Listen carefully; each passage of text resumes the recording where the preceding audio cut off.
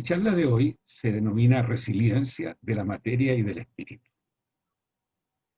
Por fortuna, la palabra resiliencia es lo suficientemente críptica y difícil de pronunciar por las complicaciones del diptongo IE, como también del diptongo IA, para que se vulgarice. Si no, todos la usarían como hoy día usan la maldita muletilla, para mí por lo menos, obviamente, que me hace recordar el tango cambalache, lo mismo un burro que un gran profesor. Se lo escucha al ministro de Salud, como también a un futbolista de barrio. Da lo mismo, todos la usan. Pero resiliencia no.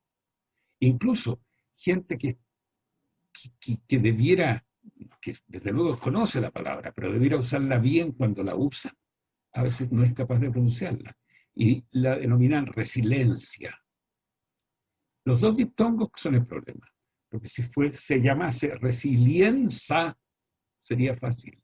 Pero resiliencia es lo que complica el baile. Por eso que en inglés no es tan difícil, resilience. Es tan críptica, como señalaba, que hay muchos que ni siquiera conocen lo que significa.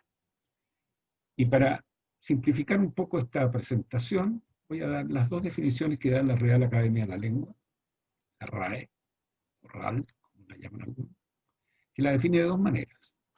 Tanto para elementos físicos, que la define como la capacidad de un material o mecanismo o sistema para recuperar su estado inicial cuando cesa la perturbación a la que ha sido sometido.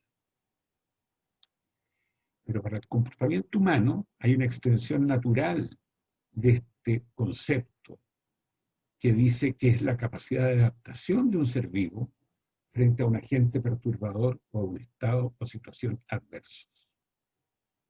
No hay que confundir, y mucha gente sí confunde, el concepto de resiliencia con el de resistencia. Una cosa puede ser resiliente y no resistente, y a la inversa.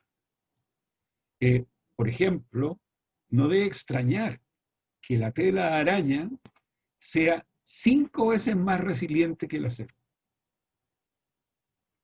La ruptura del material es lo que define la resistencia.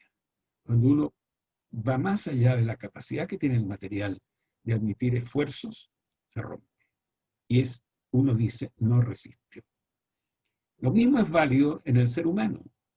Cuando el estrés que le produce cualquier circunstancia supera su capacidad de adecuación y tampoco es capaz de someterse a un estado de liberación de este estrés, no es resiliente.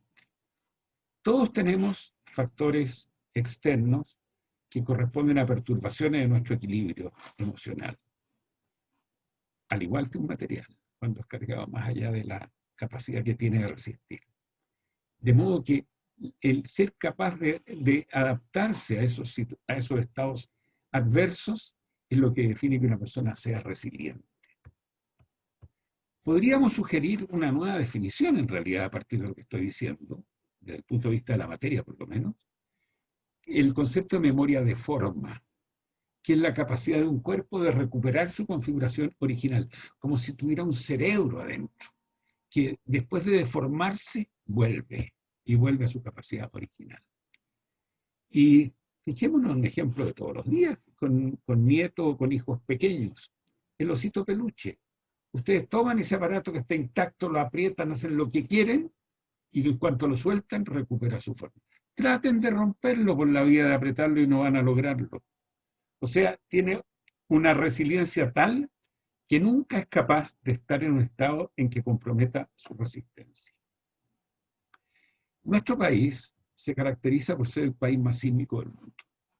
Eso lo han señalado mucho y yo mismo lo he dicho en alguna charla anterior. Alguna vez les mencioné, por ejemplo, que entre los 10 terremotos más importantes del último siglo, entre los 10 hay 3 chilenos.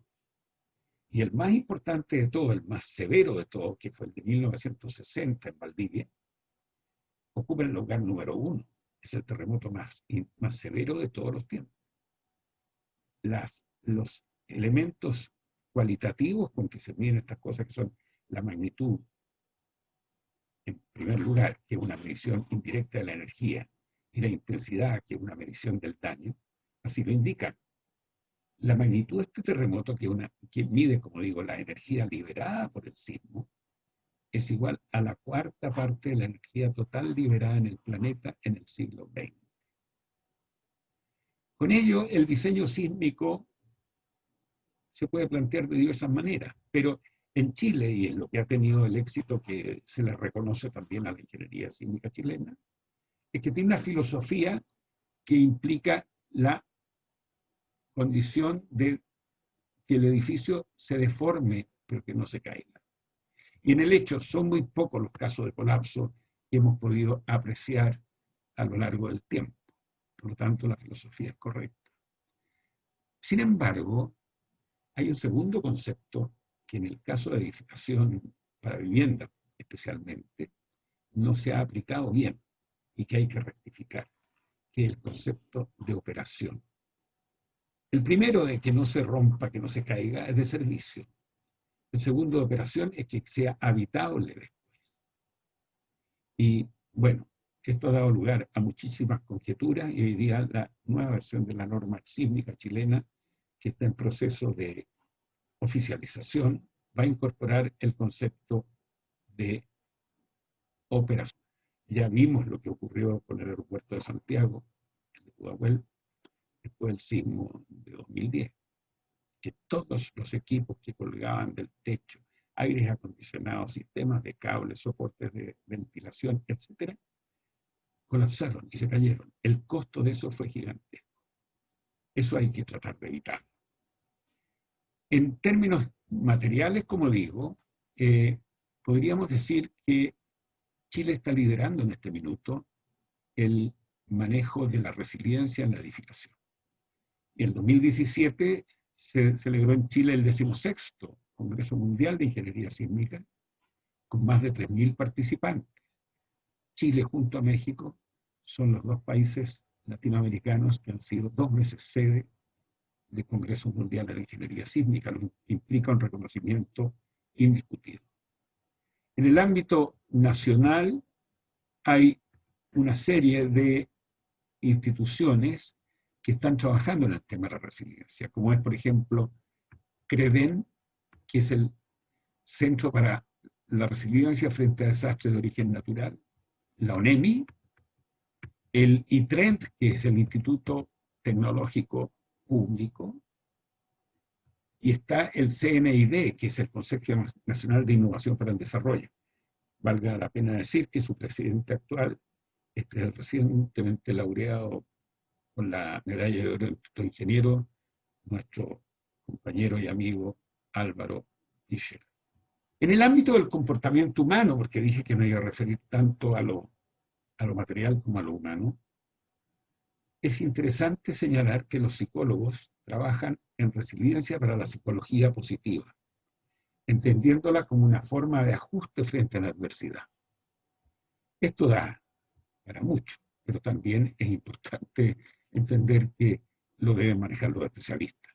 Yo solamente transmito el concepto porque, sin lugar a dudas, así como nos preocupamos de que una vía férrea, por ejemplo, recupere su forma inmediatamente después que cesa el paso al tren, también el cerebro y nuestro estado anímico y nuestro comportamiento en la vida tiene que tener velocidad de recuperación después de una situación de adversidad. Hay un concepto que proviene de Finlandia, que es muy interesante, y yo les recomiendo, si les interesa el tema, que lo miren en internet, porque yo pienso que es de alta importancia para educarnos frente a la adversidad, o para prepararnos más que para educarnos frente a la adversidad. Es el concepto finlandés que se denomina SISU, S-I-S-U, que no tiene traducción a ningún otro idioma.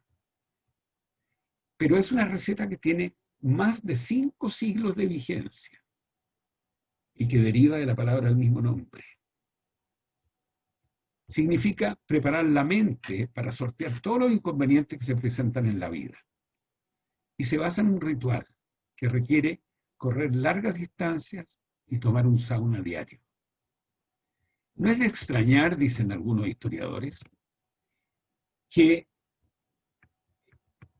debido a esta filosofía, Sisu, haya sido posible lograr un acuerdo de paz entre Finlandia y la Unión Soviética en 1939, luego de más de 3 meses combatiendo en la Guerra de Invierno, a pesar de la muy desproporcionada relación de fuerzas de combate. Se dice que los combatientes finlandeses representaban más o menos el 20% de las fuerzas de combate de la Unión Soviética. Tampoco sería de extrañar que se atribuya al SISU los grandes logros de este país en materias que son utópicas en otros, como la educación y la civilidad. En Chile hemos tratado de copiar el modelo finlandés, o empezar a copiar el modelo finlandés, pero estas situaciones de estallido social y de pandemia posteriormente no nos han permitido incursionar un poco más en este tema. Pero indudablemente el país nórdico, Finlandia, ofrece posibilidades en muchísimos ámbitos y sería importante tratar de aprovechar el esfuerzo que hayan hecho y los éxitos que han logrado para imitarlos y copiar estos desarrollos. Para ir concluyendo con este trabajo, que es simplemente, como ustedes podrán apreciar, una charla de divulgación que les permita adentrarse en el tema porque es relevante en la vida. Voy a citar algunos ejemplos de ilustres personajes de la historia, los cuales muestran el camino del esfuerzo para reparar en el tiempo y sin costo fallas en sus experiencias vitales. Se me ocurre citar, por ejemplo, a Hemingway, que vivió 62 años, murió en el año 1961, escritor y periodista estadounidense, premio Nobel de Literatura en el año 1954, quien en su libro Adiós a las armas dice que la última página la escribió 37 veces. Eso se llama perseverancia. Oscar Wilde, en una ocasión un periodista le dijo: señor, ¿qué hizo hoy? A lo que Oscar Wilde contestó: en la mañana puse una coma. El periodista replica nuevamente, le dice: y en la tarde se la saqué. Por último, Albert Einstein. Y sus citas han sido recuperadas y clasificadas e impresas en el libro Albert Einstein, el libro definitivo de citas, de Alice Calabrese. Tiene muchas, por supuesto, el libro está dedicado a aquellas. Y hay una en particular que les quiero mencionar, que se la dedica a su hijo Edward, a quien le dice: las personas son como las bicicletas, solo pueden guardar el equilibrio mientras se están moviendo. Y es un ejemplo extraordinario, es una cita extraordinaria para entender que no hay nada peor que detenerse cuando un inconveniente se nos cruza en el camino. En síntesis, podríamos decir que la resiliencia en sus diversas formas podría estar movilizando las tareas humanas hacia la preservación de la vida en el planeta. Muchas gracias. Será hasta la próxima.